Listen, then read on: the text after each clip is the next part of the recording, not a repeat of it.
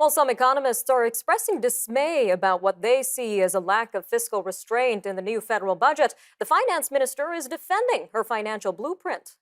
Chrystia Freeland pointed to remarks made by former Bank of Canada Governor Stephen Poloz. Fiscal projections in the budget show that the deficit has been revised upward since the fall and continues to grow. Now, this comes despite the budget update in November that projected a balanced budget in 2027 to 2028. This year's budget had three main priorities: health and dental care, affordability, and clean economy. Well, joining us now to give us his take on the federal budget in our weekly Caldwell Securities segment is Brendan Caldwell, director at Caldwell Securities Ltd. Brendan, welcome back to Forum Daily. Always great to see you, Nima. Always great having you, Brendan. Now, one of the investment items mentioned in the budget is the new home savings account, which is aimed at helping Canadians secure their first home. So something a lot of Canadians are looking forward to. Can you unpack this for our viewers?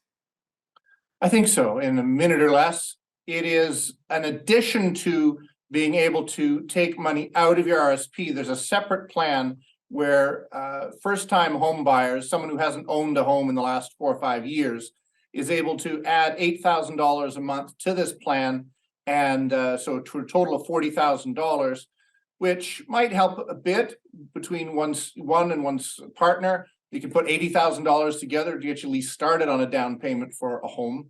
And it also isn't a terrible thing because then parents are more likely to contribute to this, because I think one concern that both the young people have and people my age have is whether their kids will ever be able to buy a home. So I'm not promising my children who may be watching this that I'm going to contribute to their first-time home savings plan, but it is an option.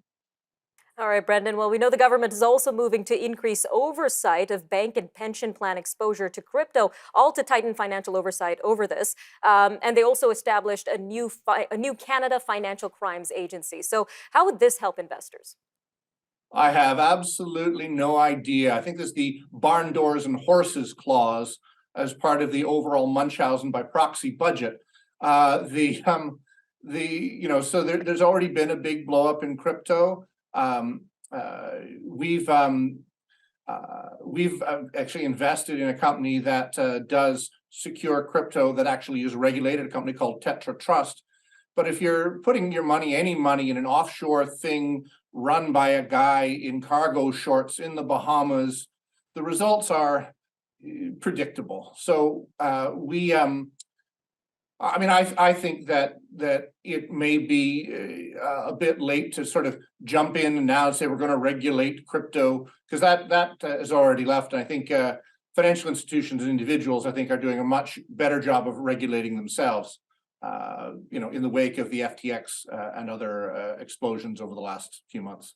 And on the note of financial institutions, let's talk about the global turmoil in the banking sector. So I want to touch on Canada's deposit insurance, which is still at $100,000, and some say it may be outdated. How does this amount compare to what's seen in the United States? Well, I'd have to check when they bumped it from, I think it was 60,000 to 100,000, but I'm pretty sure that was the 90s. Yes, the U.S. has a $250,000 U.S. Guarantee from the equivalent of the Canadian Deposit Insurance Corp. I think that number should be bumped up. I think part of the reason that it isn't is a competitive issue, because people will put large amounts of money with our big banks, assuming they're too big to fail, but only put $100,000 with the local trust company. So it's a way of attracting more money to the big banks and less money to the smaller trust companies and other smaller financial firms that are covered by the CDIC. So I think it should be bumped up. I think it should be something on the order of $250,000, because I think the last time they made a switch was over a quarter century ago. All right, quite the discrepancy there, Brendan. We've got just about a minute left here, so I want to jump and talk about the deficit. A lot of criticism happening around the deficit, which continues to grow. How do you see this impacting Canadians in the long run? Well, there's so many names for this budget. I think Medea might be one of them, the ancient Greek goddess that killed her own children. Sorry to wax so dark, but if we keep running up $40 billion deficits, it doesn't matter how many home buyers plans the government comes up with, or food subsidies, or this or that. We are literally bankrupting the next generation. Yes, during difficult economic times, it is a necessity perhaps to run something of a deficit, but there needs to be a balanced budget during better times. And regardless of what people say, we're in a full employment world right now. These are the good times. So I think running large deficits in good economies is a bad idea. Bad for us and especially bad for our kids. Definitely a note to chew on. Brendan, thank you again for your time today on Forum Daily. Thank you, Nima. Stay with us. We'll be right back.